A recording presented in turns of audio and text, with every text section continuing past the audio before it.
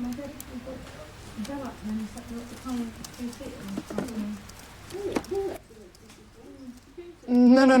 I am a villain's kid. Yeah, that's a villain.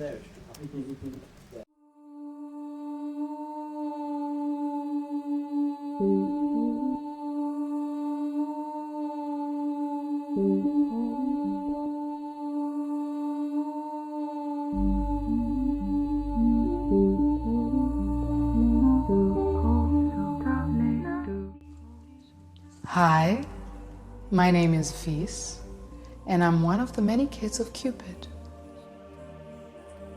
He's the god of love. Oh, dragule. It very much is.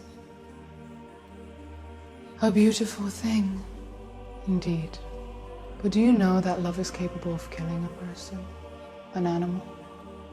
It is capable of ruining someone's so-called happy hormones. It can ruin your favorite song that you scream your heart out in the car. That song would turn into you screaming it out through tears. Your favorite place?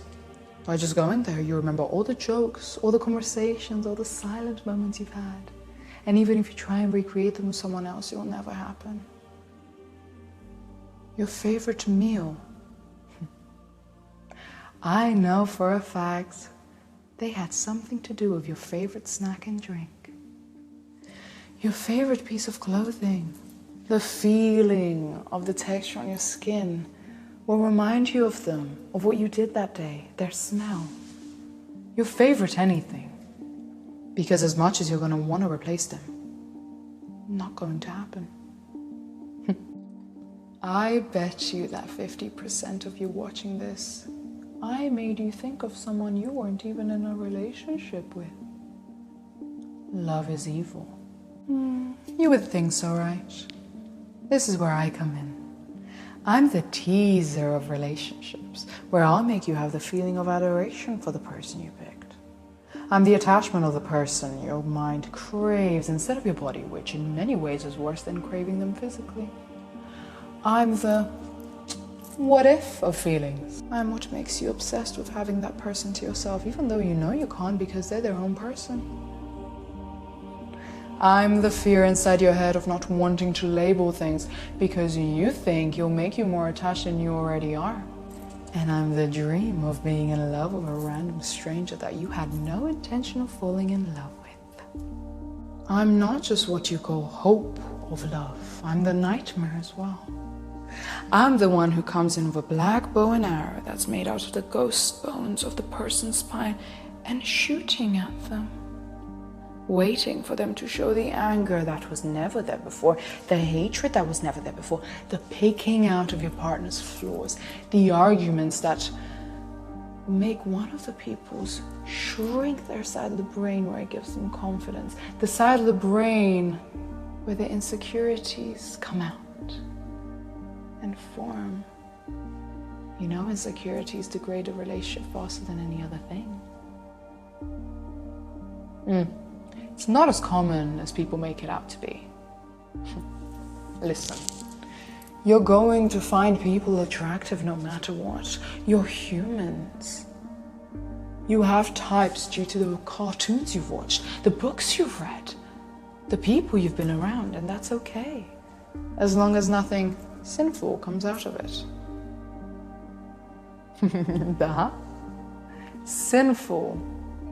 Such as thinking of so-called human, fantasizing of so-called human, physically doing something with so-called human, giving more of your time to so-called human than your partner, and so on.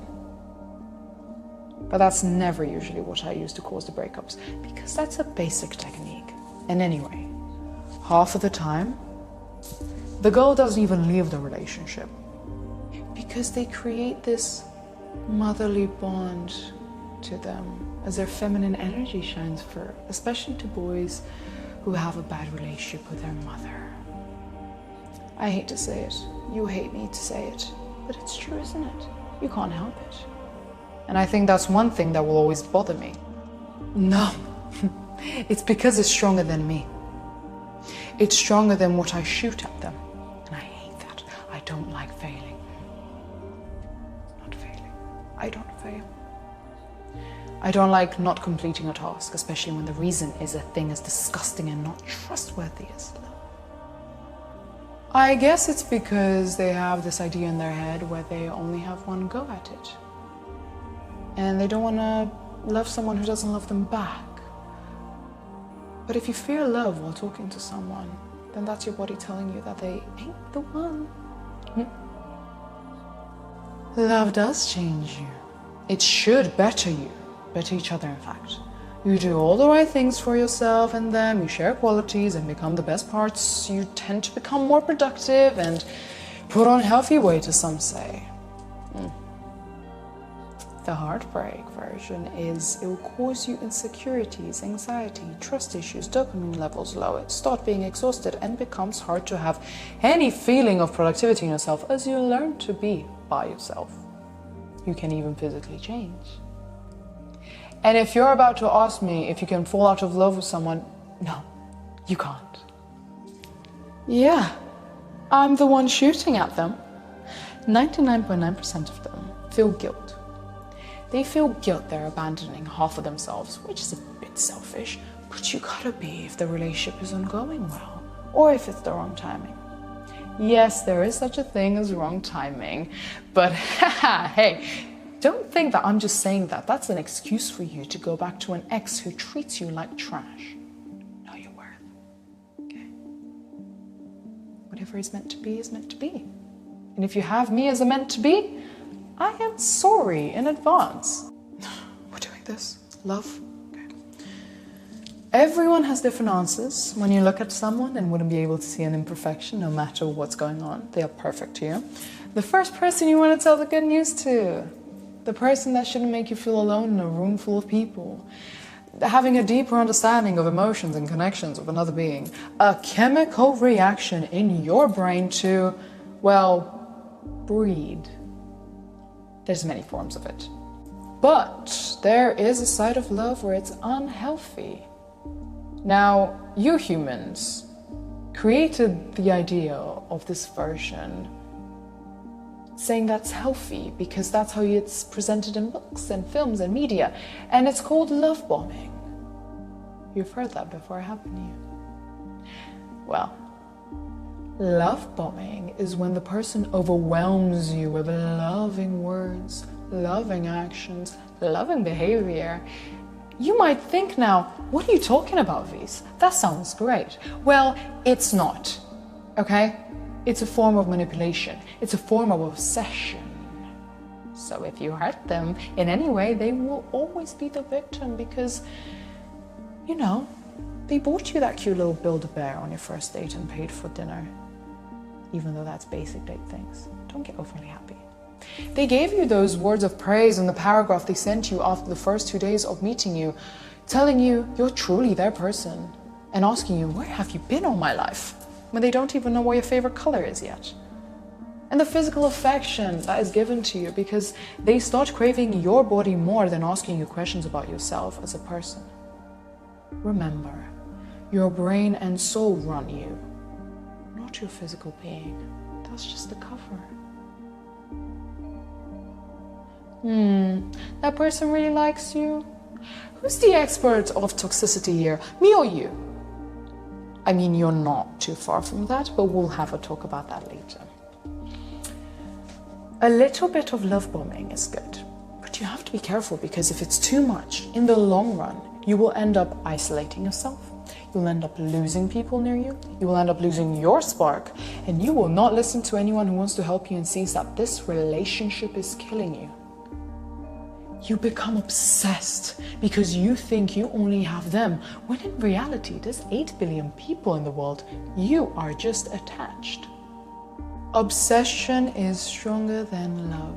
It's more dangerous. It does end, but we're not allowed to interfere after we've shot 22 arrows.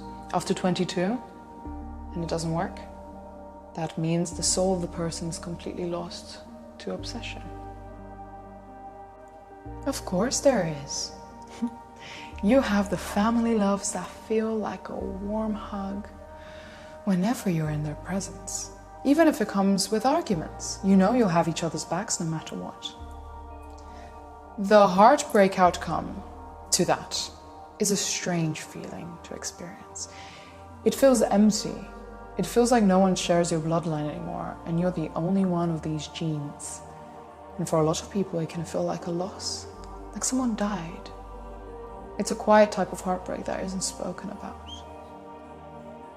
The love for friends, the platonic love, is a different dynamic that can't be explained, but it's on the same level as family, and sometimes even more emotionally and mentally invested. The heartbreak hurts a lot more than that romantic love, due to the fact that every type of love has the basis of friendship. But obviously, depending on the situation, it gets covered up with romantic things, physical things, comfortable things, etc. So you forget that the basis is friendship. So when this type of platonic love is only focused on the friendship side, I have to hit it with a flaming arrow to melt away any of that connection that is made, even though it will always stay around, because anything that burns leaves ashes. And those ashes in humans are the little remains of the connection. I mean, you have the basic film scenarios that fill the imagination of love, such as enemies into lovers, meeting a soulmate who is a different status than you, getting saved by the love of your life, falling in love by accident, all that. But you can't and never will be able to guess what love is like until you fall in love with someone. They did, yes, they did. But did you know your grandmother loved before your grandfather? She loved a boy who didn't love her back. A boy who didn't appreciate her. A boy who wouldn't even go a quarter of the way for her the way she did for him. A boy who was on her mind until her very last breath. Oh, she was my hardest task to deal with. You know what's interesting about it? They never even dated. He never asked her out. The amount of times she thought she was going to be asked, the amount of hope she had because of me, took up most of my heartbreak arrows, and she pretty much broke them off while the arrowhead was still in her back. It was her true love, in a sense, that he loved her how she deserved, and she knew. She accepted it. You see, women have this chemical in their brain where if they stayed long enough with a partner, their brain will learn to fall in love with them. It's a way of survival. It's a different type of love. Oh, but she wished every day that he was the boy who lived down the road who she met at that one party she snuck to. That was a chaotic evening. Love and heartbreak was all around. We had 16 angels working that night. When she saw him at that party, she didn't even bat an eye at him. She was worried her parents were going to find out and she would get grounded for life because she snuck to this party. So that was going through her mind. Her friend, who she came with, was a man-eater. And your grandma, well, she was, how do you say, a sweetheart. A pretty girl with a porcelain face. So that instantly caught the eye of the bad boy of the house. It took him a while to go talk to her, but he finally did. He could tell she wasn't enjoying herself, so he simply asked her if she was okay. She didn't want to make it seem like she wasn't allowed out and tried playing it cool while refusing to look at him. He gave her a smile that slowed down the world for when she looked up at him. He whispered at her and said he'd be more than happy to take her home if she didn't want to go alone. She accepted without even thinking of the possibilities of danger she could have been in. But that goddamn smile even got me flustered. I picked them out and went after them. They took the long way home, and it wasn't even his idea, it was hers. It was around midnight at this point, and everything was quiet. And they were walking in the middle of the road as she had a fear of walking on sidewalks at night. But that one night, that one walk, the many conversations, the mixed feelings of her keeping guard as a stranger walks next to her, but also the safety she felt due to his smile. The accidental eye contact, the accidental walking into each other because the universe knows those two couldn't walk in a straight line.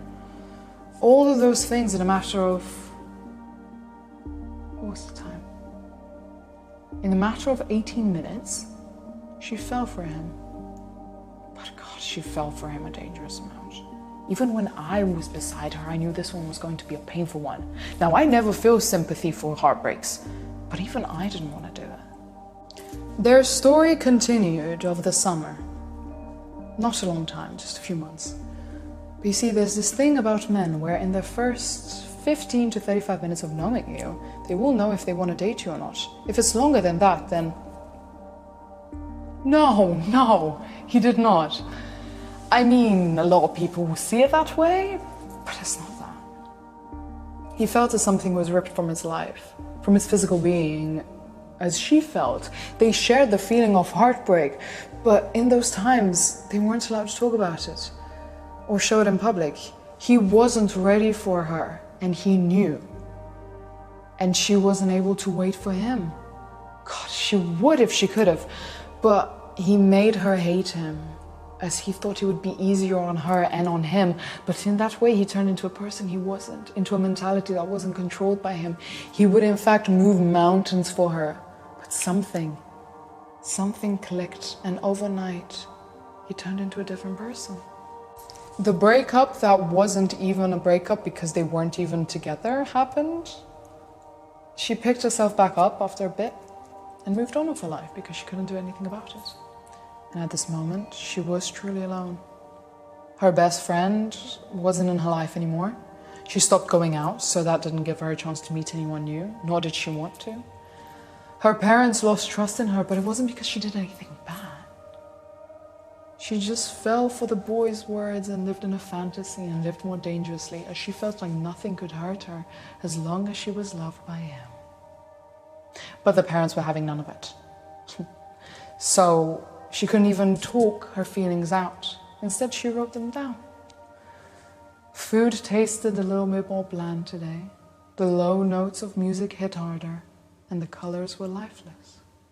She gathered herself and moved on with her studies until her parents found her your grandfather. She still had that porcelain spark to her, so who wouldn't fall in love with her? By just looking at her. And for sure, your grandfather was head over heels from that moment on. But she didn't bat an eye. And this time it wasn't because of anxiety taking over her brain. It was her knowing that no one could match the feeling she had for the boy who lived down the road, who she met at a party one night. He always did have an eye on her. He searched for her in every girl he came across. When the angels shoot arrows for people to fall in love, they know it's for a good reason, because that love will last a long, long time. They don't just shoot it at any couple. Us, the heartbreaker angels, we shoot when the connection is created out of the blue and is not meant to be, or they found each other too early. We do not interfere with the love creators, and they don't interfere with the heartbreakers. It's law. We know by the way your heart beats when you're next to someone. You all have different rhythms and sounds, just like fingerprints and iris patterns. If you're next to the right person, you both slow down your hearts and match each other's rhythm and synchronize. That's what angels call a love synchronization. And that's when the love angels shoot. When you're next to someone who isn't meant for you and meant for someone else, then you get what you call butterflies, which is actually just anxiety in a prettier tone. Your hearts don't match whatsoever, and the tone of your hearts are at the wrong pitch and don't harmonize. That's when I would come in. It's simple. Oh, my love. One too many times. We aren't born heartbreakers. We become them.